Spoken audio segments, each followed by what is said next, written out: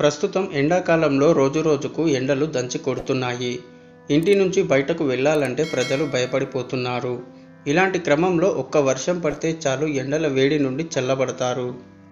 సమ్మర్లో కూడా ఒక్కోసారి అధిక గాలితో కుండపోత వానలు కురుస్తాయి. దీంతో వాతావరణం ఒక్కసారిగా చల్లబడిపోతుంది.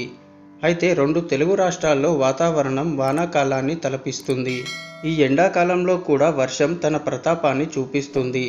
దీనివల్ల అసలు ఇది ఎండాకాలమో లేక వానాకాలమో అనే అనుమానం కూడా కలుగుతుందంటే పరిస్థితి అర్థం చేసుకోవచ్చు. అసలు ఎందుకిలా మండే ఎండల్లో వర్షం పడుతుంది, దీనికి గల కారణం ఏమిటి అనే విషయాన్ని ఈ వీడియోలో తెలుసుకుందాం. వీడియో చాలా ఇన్ఫర్మేటివ్గా ఉంటుంది, సో మిస్ కాకుండా స్కిప్ చేయకుండా లాస్ట్ వరకు చూడండి.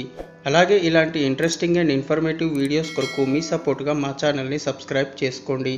సో లేట్ చేయకుండా let's get into the video.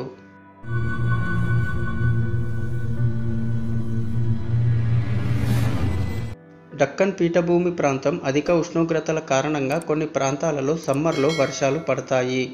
అయితే ముందుగా మనం డక్కన్ పీఠభూమి గురించి తెలుసుకుందాం. డక్కన్ అనేది భారతదేశంలోని పశ్చిమ కనుమలు మరియు తూర్పు కనుమల మధ్య ఉన్న ఒక పెద్ద పీఠభూమి మరియు ప్రాంతం. నర్మదా నదికి దక్షిణంగా ఉన్న ఈ శ్రేణుల మధ్య ద్వీపకల్ప ప్రాంతంగా వదులుగా నిర్వహించబడింది. ఇది ఆధునిక భారతీయ రాష్ట్రాలైన మహారాష్ట్ర, తెలంగాణ మరియు కర్ణాటకలను కవర్ చేస్తాయి. డక్కన్ పీఠభూమి బండరాళ్లతో గుర్తించబడిన రాతి భూభాగం.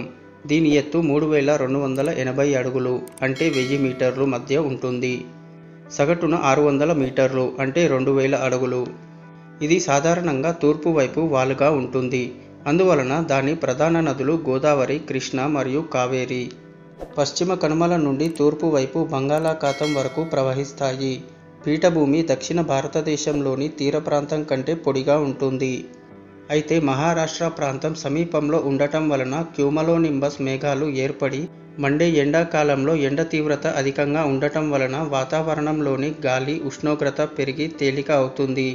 దీంతో అది చాలా ఎత్తుకు వెళ్తూ నీటి బిందువులు తయారవుతాయి. ఇలా ఒక్కో నీటి బిందువు తయారై ఉష్ణం విడుదల కావడం వలన మబ్బు ఉష్ణోగ్రత పెరిగి నీటి బిందువులు వర్షంలా కింద పడతాయి. దీని కారణంగా సమ్మర్లో వర్షం పడుతుంది.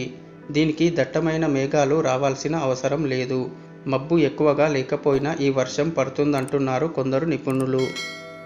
ఈ వీడియో కనుక నచ్చినట్లయితే లైక్ చేయండి, షేర్ చేయండి. అలాగే ఇలాంటి మరెన్నో ఇన్ఫర్మేటివ్ వీడియోస్ కొరకు మీ సపోర్ట్గా మా ఛానల్ని సబ్స్క్రైబ్ చేసుకోండి. నెక్స్ట్ వీడియోలో మళ్ళీ కలుద్దాం. Thank you for watching.